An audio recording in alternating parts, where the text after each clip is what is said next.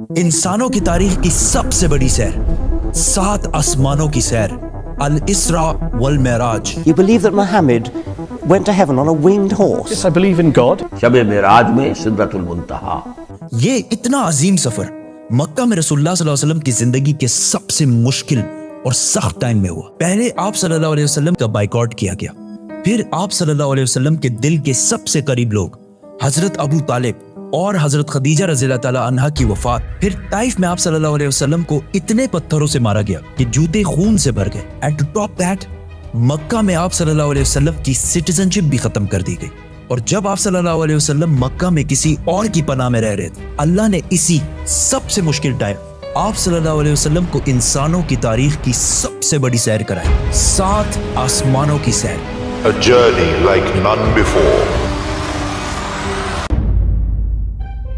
ये 7 आसमानों का सफर नबूवत के 11वें साल में हुआ, which means almost बिल्कुल मिडल में। और ये सफर रसूलुल्लाह सल्लल्लाहु अलैहि वसल्लम की जिंदगी का टर्निंग पॉइंट था। 7 आसमानों के इस सफर से पहले आप सल्लल्लाहु अलैहि वसल्लम मक्का में बहुत सख्त जिंदगी गुजार रहे थे, लेकिन इस सफर के डायरेक्ट बाद आप सल्लल्लाहु अलैहि वसल्लम ने मदीना हिजरत फरमाई, जहां एक नई रियासत के लीडर और बादशाह के तौर पर उनकी जिंदगी बिल्कुल बदल गई।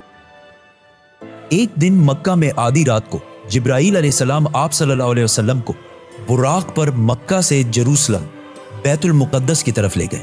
ये बुराक नाम बर्क से निकला है, जिसका मतलब है लाइटनिंग, और हो सकता है इसका ये नाम इसकी लाइटनिंग स्पीड की वजह से इसको मिला हो। बैतुल मुकद्दस में आप सल्लल्लाहु अलैहि वसल्लम ने सारे पैगंबरों की इमामत की, और वहां से जिब्राईल अलैहिस्सलाम के साथ आप सल्लल्लाहु अलैहि वसल्लम पहले आसमान की तरफ रवाना हुए। पहले आसमान का दरवाजा इनके लिए खोला गया, और ये दरवाजा हमारे दरवाजों जैसा नहीं था।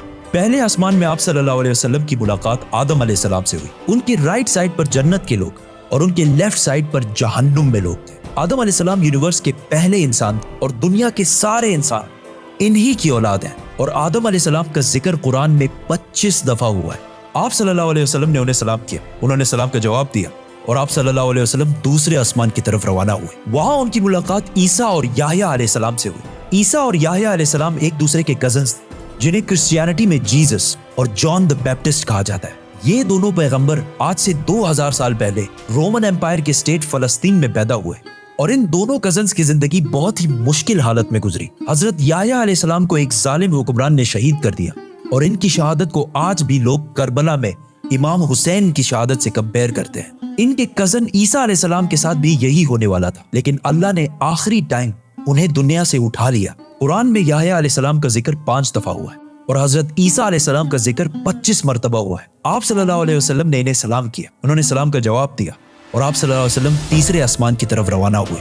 वहां उनकी मुलाकात यूसुफ अलैहिस्सलाम से हुई। यूसुफ अलैहिस्सलाम आज से ऑलमोस्ट 3600 साल पहले फलस्तीन में पैदा हुए, एंड वी ऑल नो कि कैसे वो वहां से इजिप्ट, जो उस जमाने का सुपर पावर था, उसके वाइस रॉय मतलब बादशाह के बाद सबसे ताकतवर वजीर बने। ये ऐसे था कि आज कोई यूके का प्राइम मिनिस्टर बने।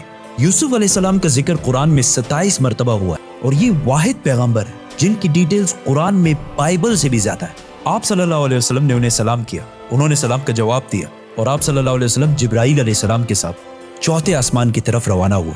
वहां उनकी मुलाकात इदरीस अलैहिस्सलाम से हुई। इदरीस अलैहिस्सलाम दुनिया के पहले इंसानों में से थे। आदम अलैहिस्सलाम और शीत अलैहिस्सलाम के बाद इदरीस अलैहिस्सलाम को इंसानों का तीसरा नबी माना जाता है, और दुनिया में सबसे पहले जुल्म के खिलाफ जिहाद इन्होंने ही किया था। इदरीस अलैहिस्सलाम को दुनिया का पहला साइंटिस्ट भी समझा जाता है, क्योंकि उन्होंने पहली दफा दुनिया में पेन कलम यूज किया था। पहली दफा आसमान में स्टार्स और प्लैनेट्स की मूवमेंट को ऑब्जर्व करके इंसानों की जिंदगी आसान बनाई थी। इदरीस अलैहिस्सलाम का जिक्र कुरान में 2 मरतबा हुआ है। आप सल्लल्लाहु अलैहि वसल्लम ने इन्हें सलाम किया, उन्होंने सलाम का जवाब दिया, और आप सल्लल्लाहु अलैहि वसल्लम 5वें आसमान की तरफ रवाना हुए। वहां आप सल्लल्लाहु अलैहि वसल्लम की मुलाकात हारून अलैहिस्सलाम से हुई। जब मूसा अलैहिस्सलाम पैगंबर बने, तो उन्होंने अल्लाह से दुआ की कि मेरे भाई हारून को भी मेरे इस मिशन में शामिल करें। तो इस तरह हारून अलैहिस्सलाम भी पैगंबर बने।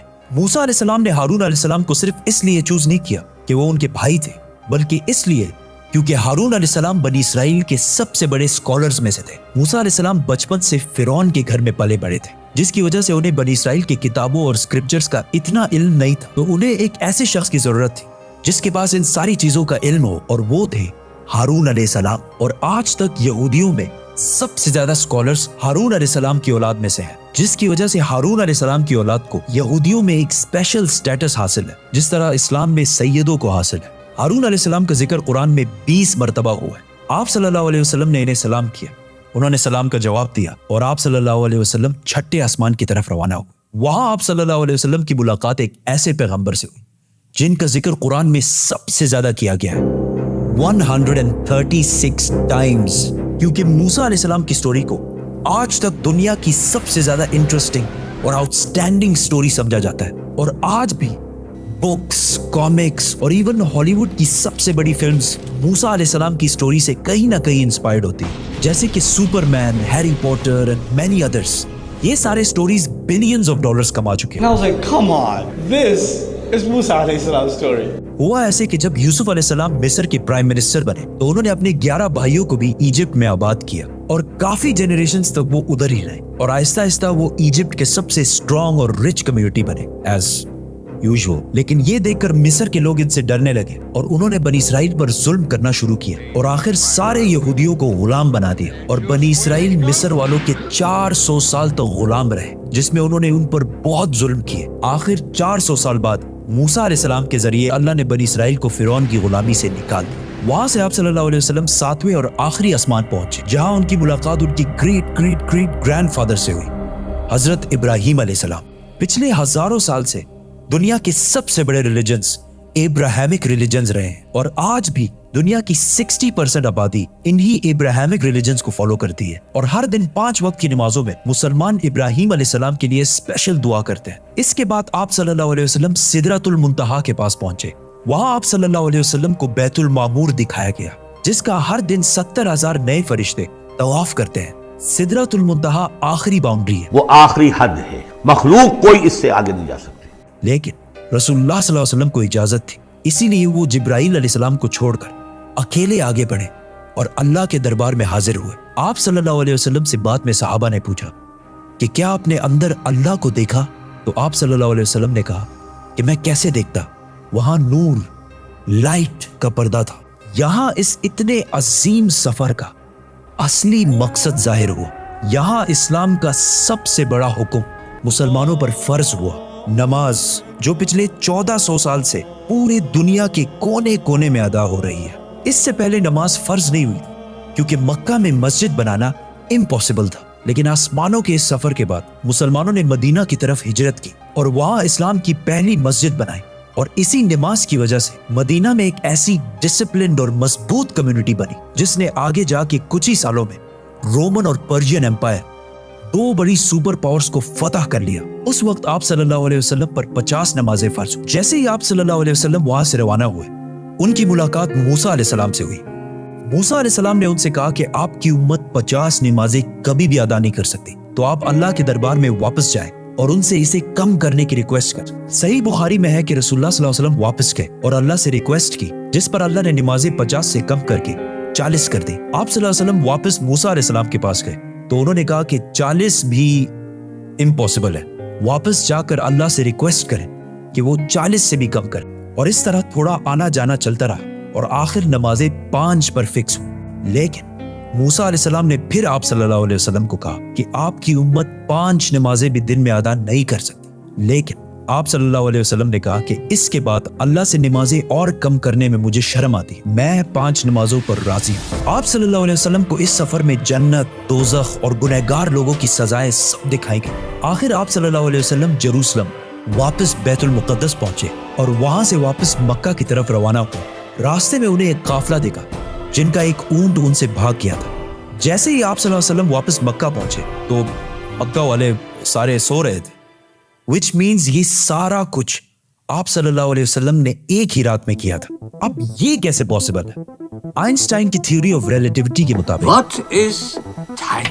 Time is not absolute, Time is not absolute. جس کا مطلب ہے کہ اگر ایک شخص تیز موو ہو رہا ہے اور دوسرا اپنی جگہ پر کھڑا ہے تو یہ دونوں ٹائم کو بالکل ڈیفرنٹ محسوس کریں گے، اور اگر کوئی لائٹ کے سپیڈ کے قریب ٹریول کرے تو اس کے لیے ٹائم بہت ہی سلولی پاس ہوگا۔ And as we know، Buraq کا نام ہی اس کی لائٹننگ سپیڈ کی وجہ سے رکھا گیا ہے، اسی لیے آپ صلی اللہ علیہ وسلم کے لیے یہ رات بہت لمبی تھی، और बाकी सारों के लिए ये एक नॉर्मल रात थी। जैसे ही आप सल्लल्लाहु अलैहि वसल्लम मक्का वापस पहुंचे, उनको पता था कि अगर वो ये सारी बातें मक्का वालों को बताएंगे तो मक्का वाले उनका बहुत मजाक उड़ाएंगे।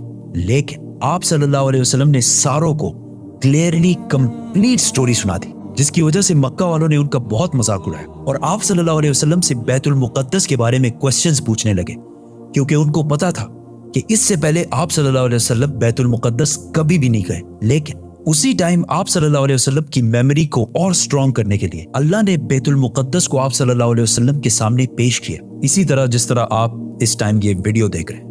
मक्का वाले आप सल्लल्लाहु अलैहि वसल्लम से बैतुल मुक़द्दस के बारे में पूछते रहे और आप सल्लल्लाहु अलैहि वसल्लम उनके हर बात का जवाब देते रहे, जिससे वो सारे बिल्कुल शॉक हो गए। आप सल्लल्लाहु अलैहि वसल्लम ने उन्हें उस काफले का भी बताया जिसका ऊंट भाग गया था, और उसके थोड़ी ही देर बाद वो काफला भी पहुंच गया, और उन्होंने कहा कि ये सब कुछ सच है, जिससे मक्का वाले और भी शॉक हो गए।